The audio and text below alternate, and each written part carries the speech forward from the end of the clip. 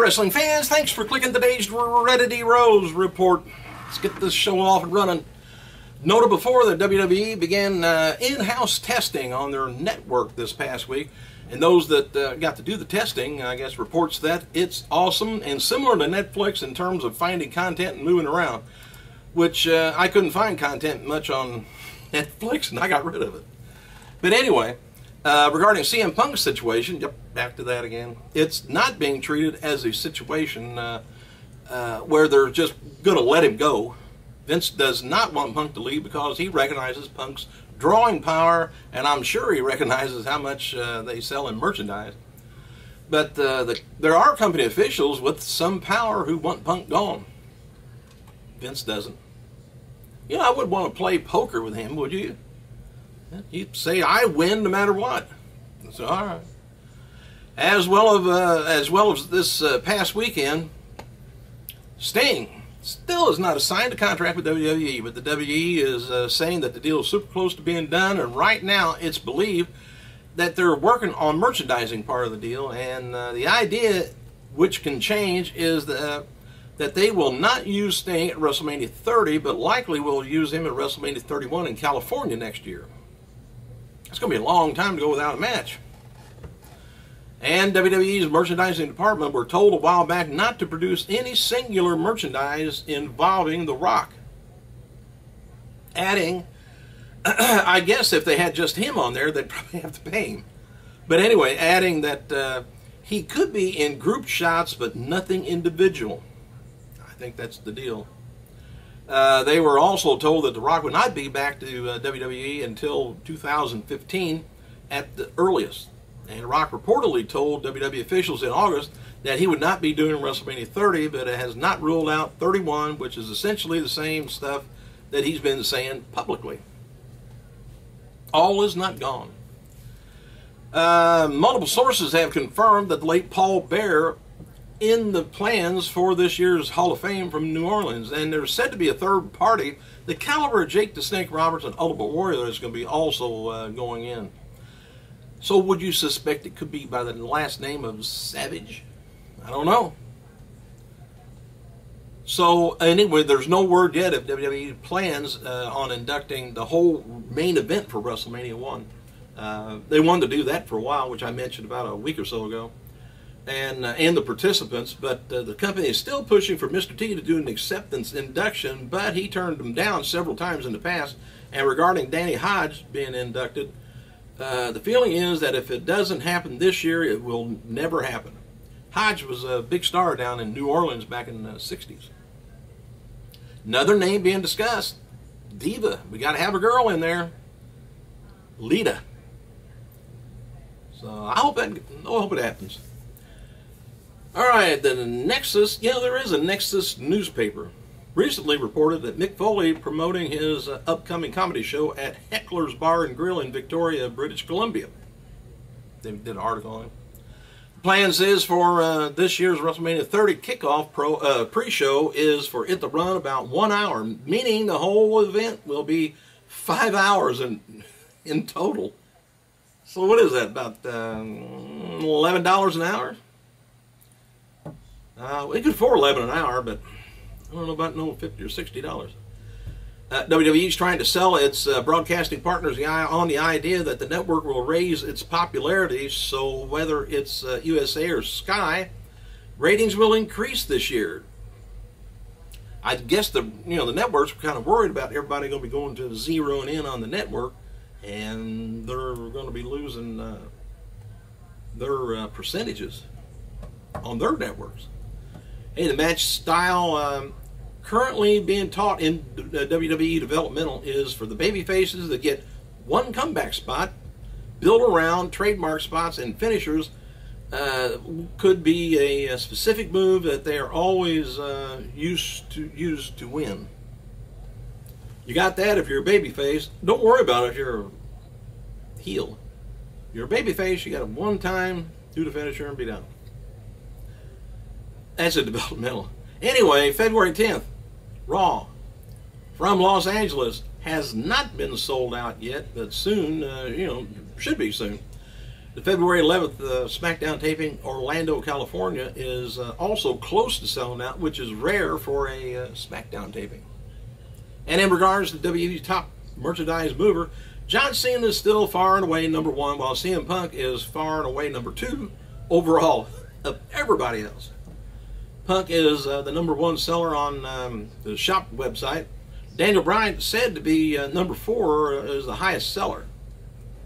And two names that were near the top of the merchandise was Sin Cara and Ultimate Warrior, whose stuff is selling well at events and online. I'm sure Warrior stuff would. I don't like it when they have a cartoonish looking picture on a t-shirt. Anyway, as noted before, former Power Ranger star, MMA fighter Jason David Frank wants to fight Punk for the World Series of Fighting promotion. The World Series of Fighting promotion, matchmaker and executive vice president Adi Azaz, something like that, confirmed, the event or the offer anyway. That Frank's manager contacted them in such a match and said that they would be interested in promoting him. He also said that they were interested in having Punk fight if he'd like to. Bellator MMA promotion has also expressed interest in Punk fighting for them. And so is Vince McMahon. Hey, here's some recent WWE attendance figures. Down in Miami, Orlando, Kansas City, and Florida, and Des Moines, in that order, was 6,000, 6,500, 4,000, 3,000. And for the Des Moines show for SmackDown, in a blizzard, drew 4,500. Of course, by the time you pay the tickets, ain't no way in hell I'm going to miss that show. And WWE referee Justin King was no longer with the company. And I thought, if the guy I'm thinking of, I thought that was Teddy Long sung there for a while. Anyway, WWE's ex-star Tommy Dreamer is added to a list of names interviewed for WWE's Paul Heyman's DVD that's coming out later this year. I don't know if that's going to be his whole history on his career or something. That'd be interesting. Him and his big old cell phone he used to bring out. Independent wrestler and power lifter Brian Reed, who worked in California as Brian Tannen, starts training at WWE Developmental on February 17th. Now, I don't know how old you guys are, but the name Brazzers sound familiar on DVD, on VHS, in the adult room where the curtain is. Well, anyway, Brazzers Pornography Company. I don't like to say pornography because that's always like illegal, but Brazzers, the adult movie company, tweeted to CM Punk this week and offered him a job. They wrote, said, "Hey Punk, since you're no longer doing the whole wrestling thing and want to do porn, anyway, we can even listen to Minor Threat the entire time." I don't know what that means. We can even listen to Minor Threat the entire time. That must be some inside term that I didn't get a hold of. Went over my head. Anyway, former WWE TNA star Kia Stevens, who's that? Karma, has apparently lost a fight of weight loss. Let me start this over. Like I said, I've only read this one time. Well, I didn't even read it one time. I read the headline. Now I'm going to read the article. All right, former WWE TNA star Kia Stevens, or Karma, has apparently lost a lot of weight. She has launched a new dieting program at fitforall.com. There. Hey, going back to early January, a number of independent gossip websites have Hulk Hogan on a rumor listed of contestants for next season's Donald Trump Celebrity Apprentice. This has not been confirmed yet, so don't even try it.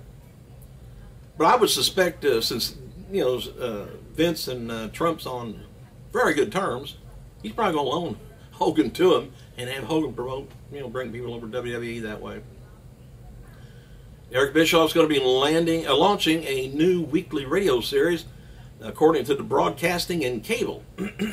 No word yet on when it's going to be debut or anything, but or where it's going to be hosted. But Bischoff, Hervey Entertainment, and Paul Anderson, media agent, will develop and distribute the series. And according to B&C, did not only mention Bischoff's time with WCW or TNA, but did mention WWE also. And WWE's 2014 Battleground pay-per-view is going to be taking place July 20th from Tampa Bay Times Forum, Tampa Bay, Florida. Where else? AJ Styles, this is kind of interesting. He spoke with Slam Wrestling. And there's some little highlights that he had on there. It said his dream opponent. Seriously, some dream matches for me are with guys that I may never get the opportunity to wrestle. He said, I'd love to wrestle Rey Mysterio. I think he and I would really tear things up. And there's definitely some guys in the Fed WWE that I think I would have some really good matches with. And what about Sting in WWE? He said, I hope to see Sting wrestle Undertaker at WrestleMania. I don't know if that's going to happen, but that's just wishful thinking. I can appreciate seeing it, though. And what his feeling was about TNA, he said, I'm not saying that they're going under, but it does sure seem that way.